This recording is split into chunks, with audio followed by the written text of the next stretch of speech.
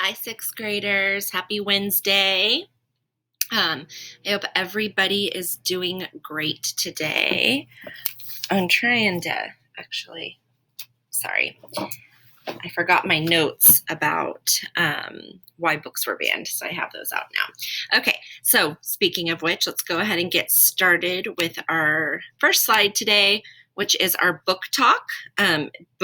Banned Book Week continues to be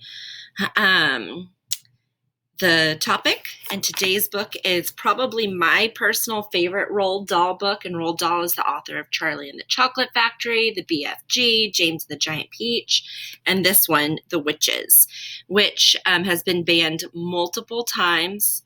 It's banned for being sexist because it says only women can be witches.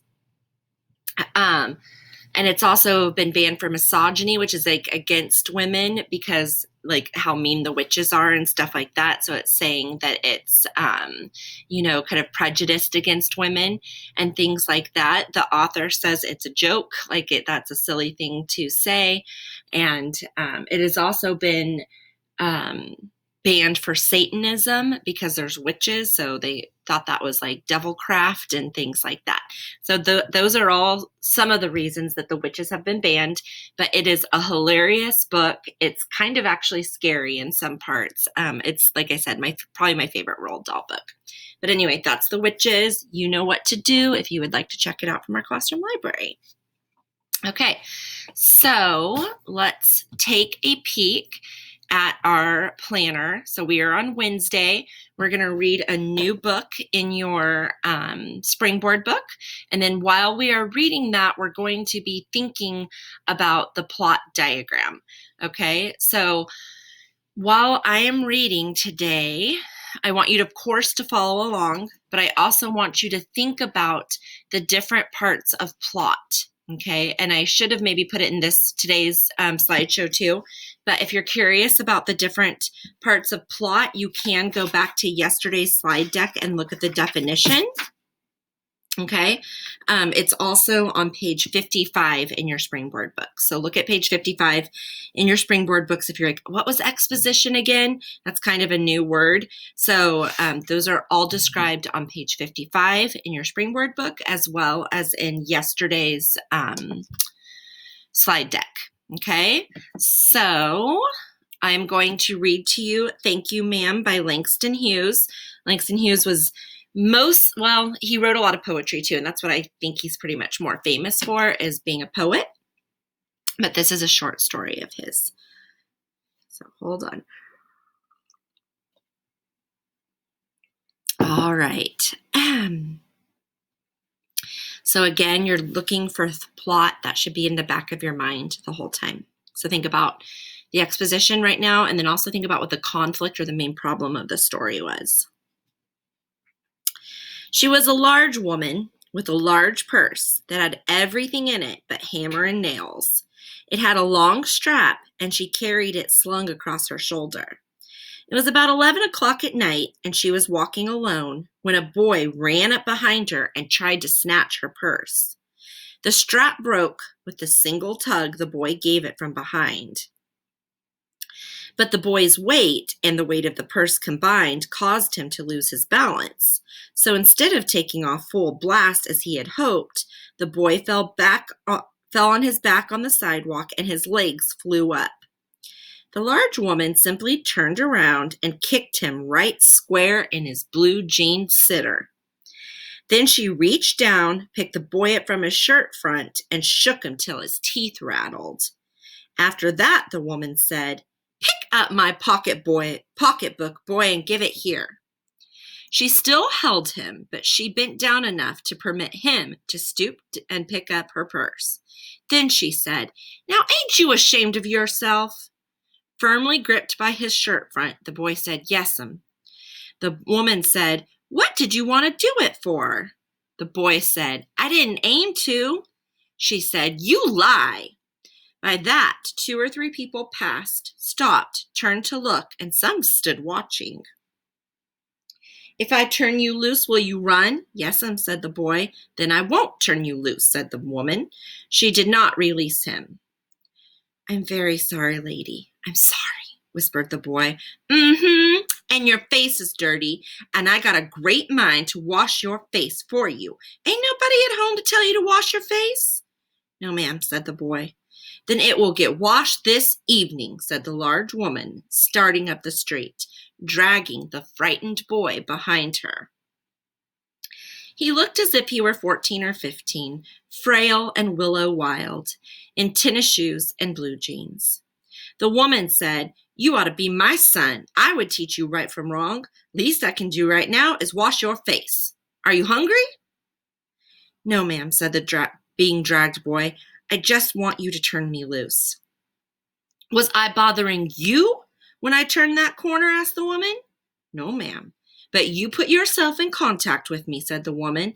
If you think that contact is not going to last a while, you've got another thing coming. When I get through with you, sir, you are going to remember Mrs. Luella Bates Washington Jones. Sweat popped out of the boy's face, and he began to struggle. Mrs. Jones stopped, jerked him around in front of her, put a half Nelson about his neck, and continued to drag him up the street. When she got to her door, she dragged the boy inside, down a hall, and into a large kitchenette furnished room at the rear of the house. She switched on the light and left the door open. The boy could hear other roomers laughing and talking in the large house. Some of their doors were open too, so he knew he and the woman were not alone. The woman still had him by the neck in the middle of her room. She said, What's your name? Roger, answered the boy. Then, Roger, you go to that sink and wash your face, said the woman, whereupon she turned him loose at last. Roger looked at the door, looked at the woman, looked at the door, and went to the sink. Let the water run until it gets warm, she said. Here's a clean towel. You going to take me to jail? Asked the boy, bending over the sink. Not with that face. I would not take you nowhere, said the woman. Here I am trying to get home to cook me a bite to eat, and you snatch my pocketbook. Maybe you ain't been to your supper either, late as it be. Have you? There's nobody home at my house, said the boy. Then we'll eat, said the woman. I believe you're hungry or been hungry to try and snatch my pocketbook. I wanted a pair of blue suede shoes, said the boy. Then we'll eat, said the woman. I believe you're hungry. Sorry, I missed my spot. I wanted a pair of blue suede shoes, said the boy. And we're on paragraph 31 right there. Well, you didn't have to snatch my pocketbook to get some suede shoes, said Mrs. Luella Bates Washington Jones. You could have asked me. Ma'am? The water dripping from his face, the boy looked at her. There was a long pause. A very long pause. After he had dried his face and not knowing what else to do, dried it again, the boy turned around, wondering what next. The door was open. He could make a dash for it down the hall. He could run. The woman was sitting on the daybed. After a while, she said, I were young once and I wanted things I could not get. There was another long pause. The boy's mouth opened. Then he frowned, but not knowing he frowned. The woman said, Uh-huh, you thought I was going to say but, didn't you? You thought I was going to say, but I didn't snatch people's pocketbooks. Well, I wasn't going to say that. Pause. Silence. I have done things too which I would not tell you, son. Neither tell God if he didn't already know. So you sit down while I fix us something to eat. You might run that comb through your hair so you will look presentable. In yet another corner of the room, behind a screen, was a gas plate and an icebox. Mrs. Jones got up and went behind the screen. The woman did not watch the boy to see if he was going to run now, nor did he watch her purse, which she left behind on the daybed. But the boy took care to sit on the far side of the room where he thought she could easily see him out of the corner of her eye, if she wanted to. He did not trust the woman not to trust him, and he did not want to be mistrusted now. Do you need somebody to go to the store? Asked the boy. Maybe get some milk or something? Don't believe I do, said the woman. Unless you want sweet milk for yourself, I was going to make cocoa out of this canned milk I got here. That will be fine, said the boy. She heated some lima beans and ham she had in the icebox, made the cocoa, and set the table. The woman did not ask the boy anything about where he lived or his folks or anything else that would embarrass him. Instead, as they ate, she told him about her job in a hotel beauty shop that stayed open late and what the work was like and how all kinds of women came in and out, blondes, redheads, and Spanish. Then she cut him a half of her 10-cent cake. Eat some more, son, she said. And when they were finished eating, she got up and said, now here, take this $10 and buy yourself some blue suede shoes. And next time, do not make the mistake of latching onto my pocketbook, nor nobody else's.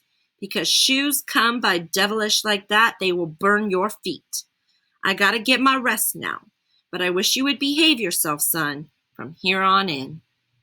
She led him down the hall to the front door and opened it. Good night. Behave yourself, boy, she said, looking out into the street.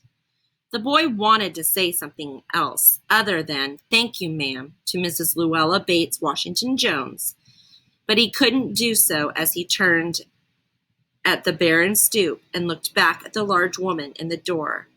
He barely managed to say thank you before she shut the door, and he never saw her again. So, I love that story. It was very good. Your textbook actually has a lot of really good stories in it. This is my first year teaching this textbook, so I've been impressed so far. All right, so that's that. So again, there is on page, here, page 57 in your textbook, there's another plot diagram. Actually, I think you're going to do the one. Okay, well, it says it's for your own story, but just do the one on page 57. We can always draw another one of these later. So go ahead and on page 57, fill out the plot diagram for thank you, ma'am. Okay, and then tomorrow we'll talk about that a little bit and do a second read of the story. All right, moving on to social studies, and tomorrow we are starting our own slideshows, which reminds me I need to put that in Otis. All right. Okay, so here we are on Wednesday. We are going to finish the slides 5 through 8 in the textbook. You are also going to make sure that you have read and annotated, highlighted, made notes about on pages 28 through 29 in your textbook, because you're going to need that information for tomorrow. You can, of course, use your textbook too, but having a really good foundation is important. So what that means is you should at least pre-read it. All right. So, and then, like I said, to take notes, a good idea would be to use this right here in your inquiry journal on page 13, okay, to take some of these notes. So the first one, well, the first one here is cities and governments, but religions right here, we talked about cities and governments yesterday. They helped people explain their lives. They believed that gods were important for their survival. So those are the characteristics of all the civilizations, and details you might fill in when you are looking in your book about the different aspects of the religion. Okay, so religions in the early civilizations, again, they believed the gods were important for their survival, and they helped people explain their lives. All right, the next one is the social structure, okay, and that's in your book on page 29, and that's your regular textbook, not the inquiry journal. So early societies were organized into groups by wealth or type of work, okay? So they had very much a social structure. On the top were rulers, priests, government, and warriors. In the middle were farmers, artisans, craftsmen, and on the bottom are slaves. Okay, so this is kind of I mean, in America, we don't have this quite as much, but there is a certain structure to this. Like when we talk about the middle class, that's kind of like I would say most of us are probably in the middle class. That's just kind of like your normal everyday people. And then like the top might be celebrities, people in high powered government, things like that, like the really super rich people. And the bottom would be maybe the super destitute people, the homeless, things like that. Okay, but definitely I think most of us would be in the middle class. But in ancient civilizations, like these social structures, you did not talk to people in a different social structure than you. Okay, then the next one. So we have cities and government, religion, social structure, and then this one, writing and art. This is also on page 29 in your textbook. So writing was invented to pass on information to the people, and art was used for entertainment and cultural expression. Okay, so writing used symbols in place of letters and words. So different symbols it could represent a letter or a word, and people wrote to keep accurate records and preserve stories. So those are the things that you're going to be writing in your characteristics. And then for art, they had paintings, just like in The Boy That Painted Cave, sculptures, and then buildings were a form of art as well. Okay, so final thoughts. Why do you think these civilizations had so many similarities, even though the communities were far apart? Okay, they weren't copying each other with these different aspects. So how did each of these 4 ancient civilizations have these 4 similar characteristics that were really important to their early civilization? So that is something for you to think about. Okay. Yes. And so we're going to start making, and I'm going to give you much more instruction tomorrow and start thinking about your own slideshows. So for now, we are going to slide into Boy of the Painted Cave. We only have 2 chapters left. Okay. So Boy of the Painted Cave, we are on chapter 17, which is page 144. So, excuse me. To give a little background knowledge of what is going on right now, we know that Tao went into the secret cavern and began painting just like Graybeard told him to. Graybeard told Tao that he was going to go tell the hunters that he had chosen Tao to be the next cave painter. But when the hunters came in, they had not talked to Graybeard, so they were very, very angry with Tao, and they are telling him that he will have to face Saxon, who is the sacred bull, and they will have to do battle. Remember, anyone Saxon has ever battled has been killed. Okay, so we are on page 144.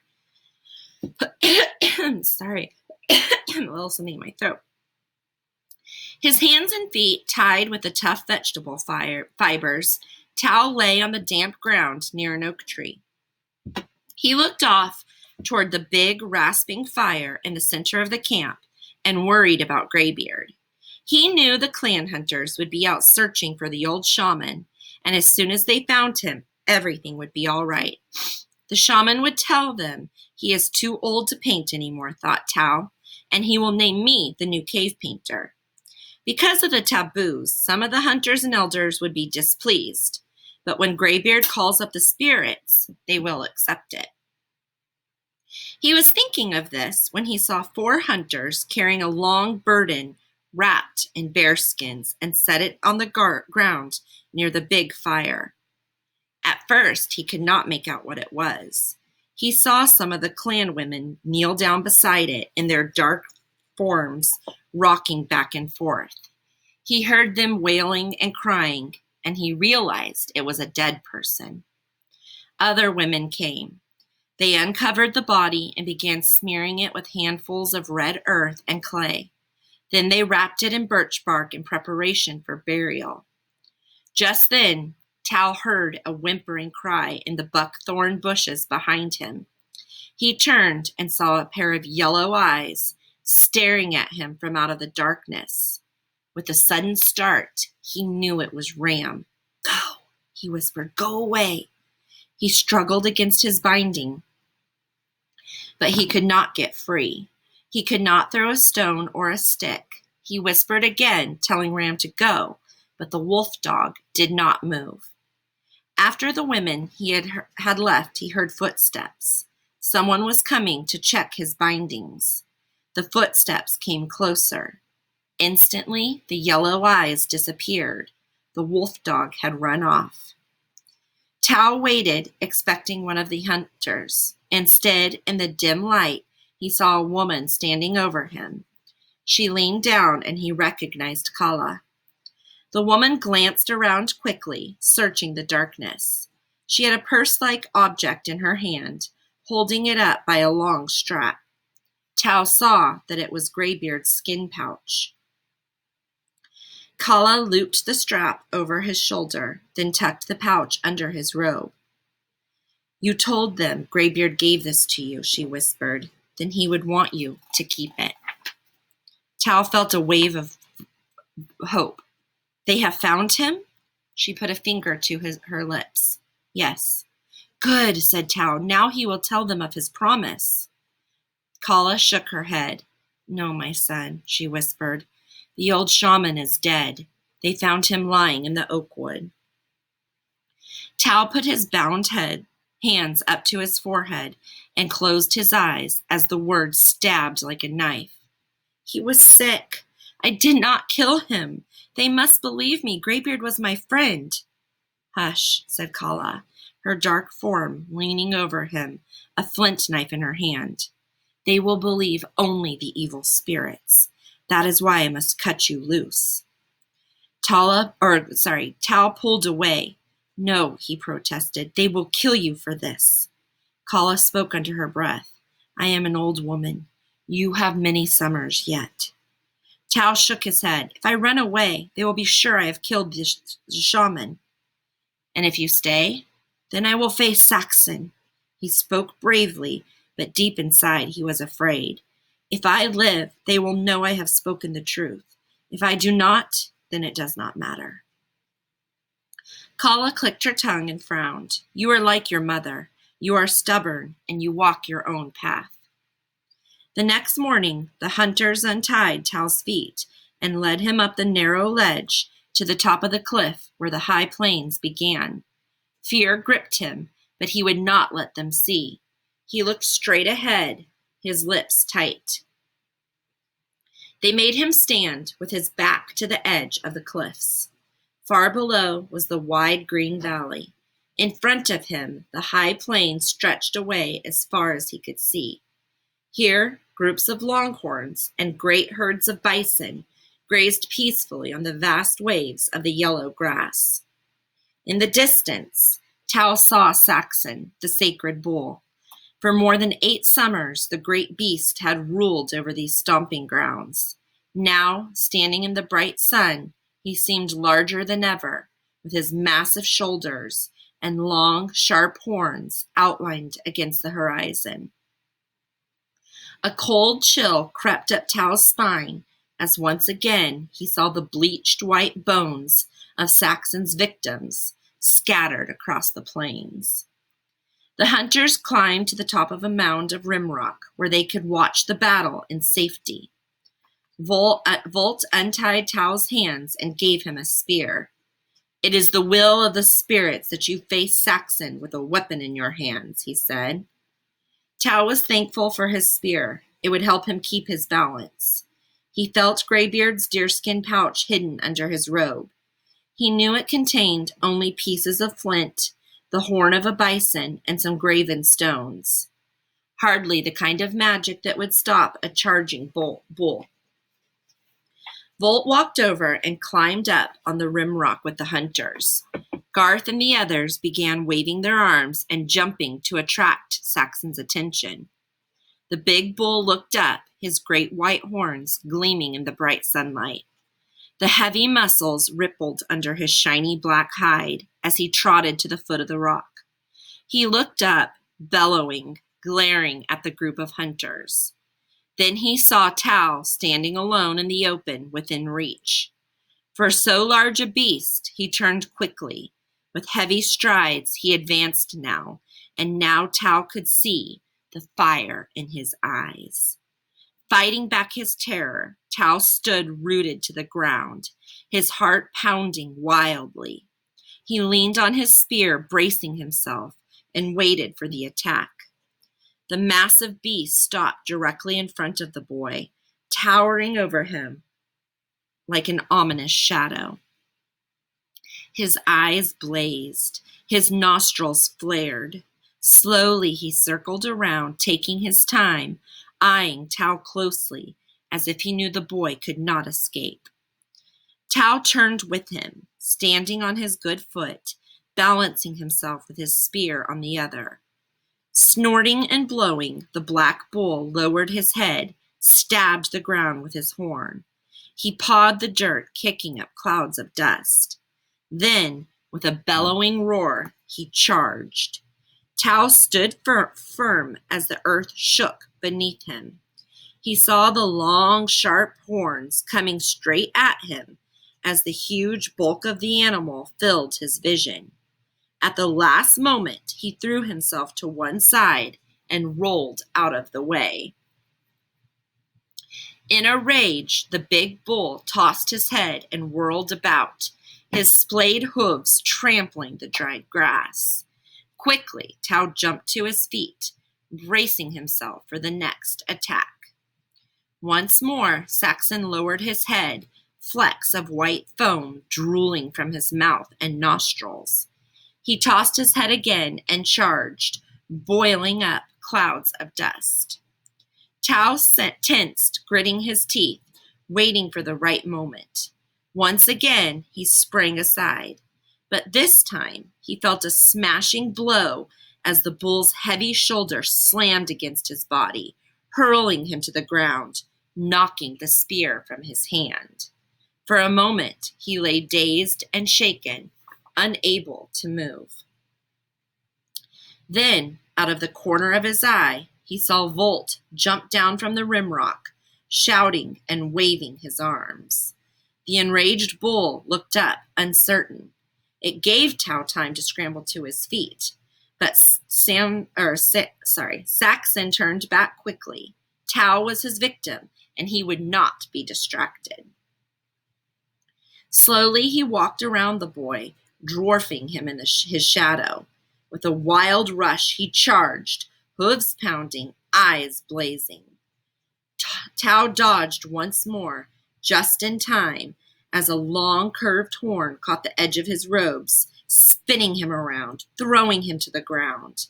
The deerskin pouch was torn free, dangled from his shoulder. Chest and arms throbbing with pain, the boy looked up to see the bull turn, getting ready to charge again. Now there would be little chance to get out of the way. He fumbled blindly for his spear and desperately tried to gain his feet, but the great beast was coming fast. Then suddenly he saw Graybeard's deerskin pouch lying on its side. Quickly he pulled it from his shoulder and swung it above his head. He whirled it around and around and let it fly, just as the animal loomed over him.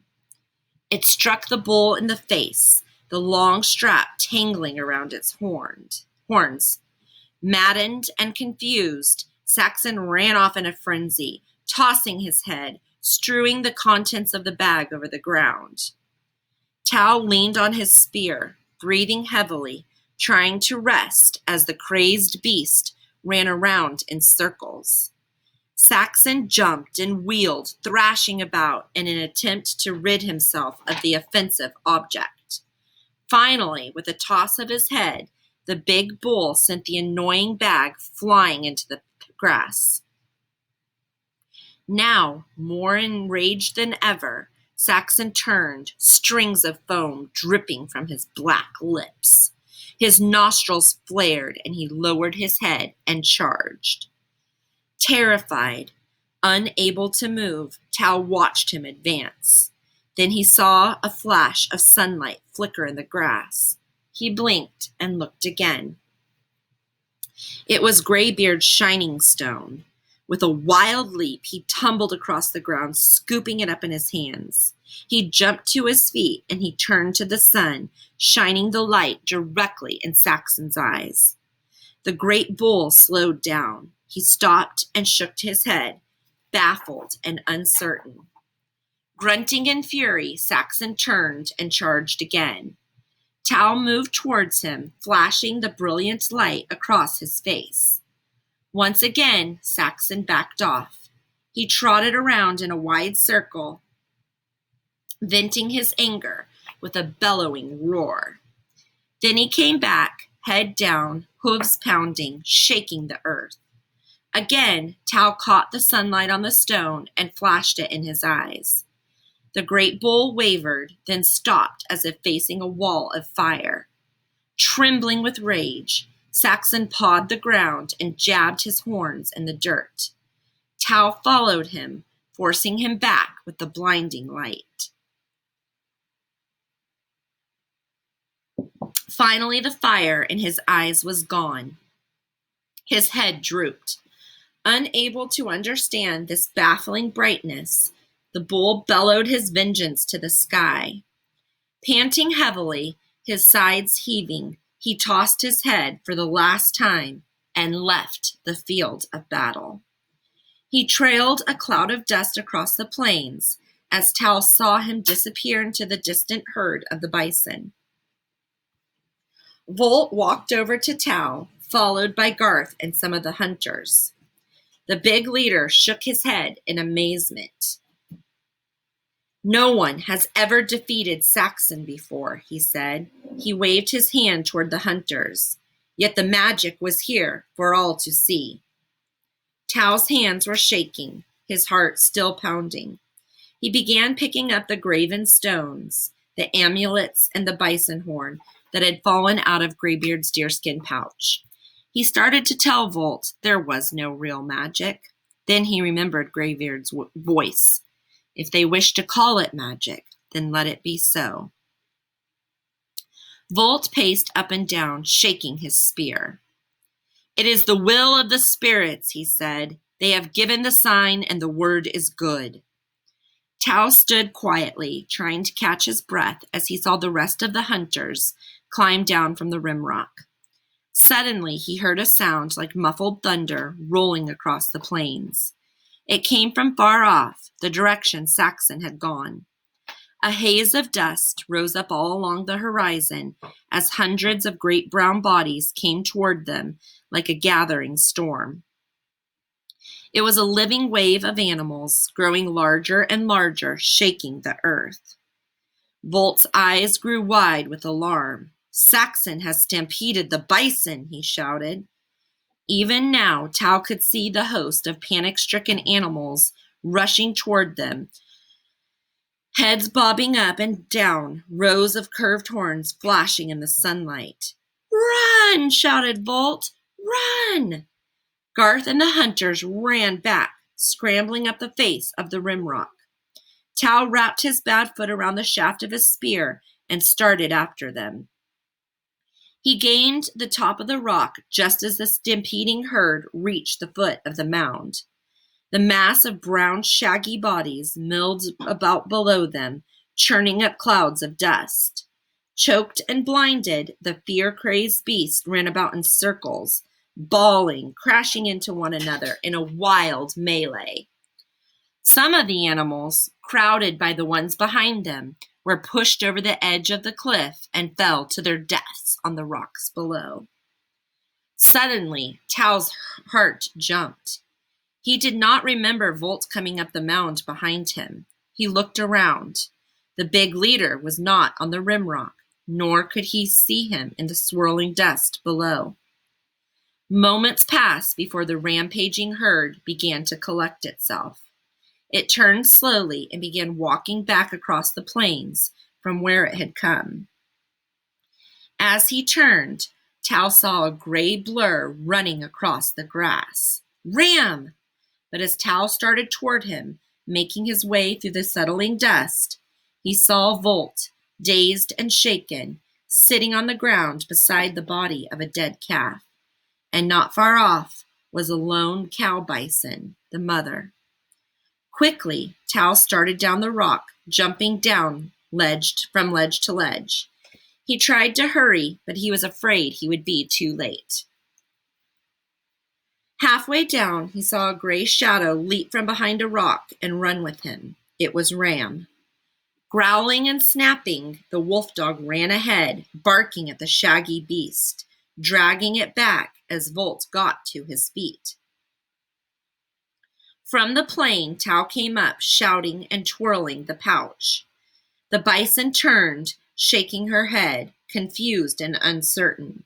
Reluctantly, she stepped back, then turned and galloped off across the plains. Tao rushed over to Ram. The wolf dog was slightly gashed on the shoulder. Tao reached down and pulled up handfuls of grass to stop the bleeding.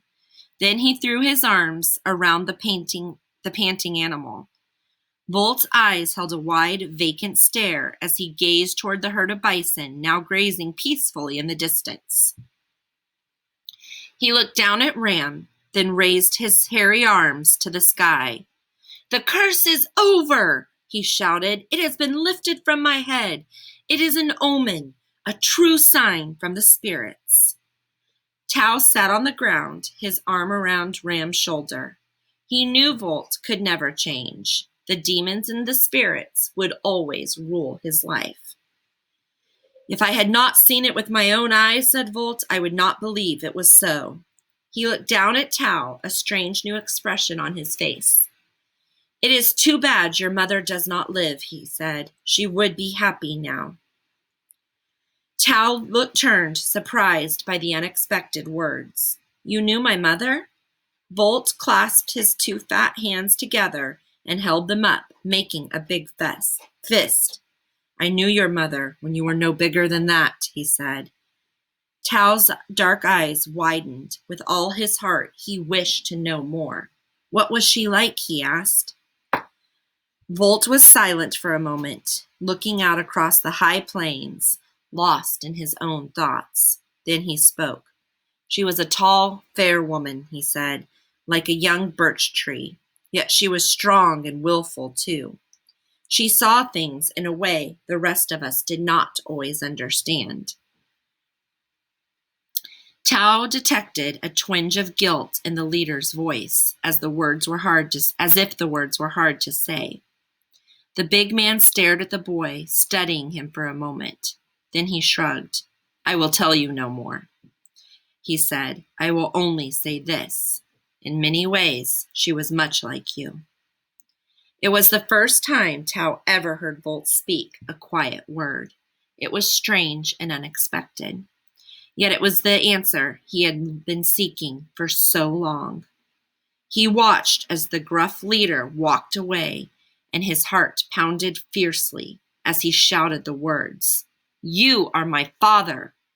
Volt turned, brushing his scarred cheek with the back of his hand. He glanced over his shoulder, a half smile on his lips, as Garth and the other hunters came toward them. "You are a man now," he said.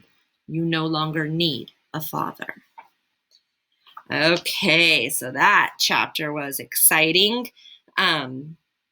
So yeah, we've gotten lots of little clues that Volt was Tao's father as the story went on.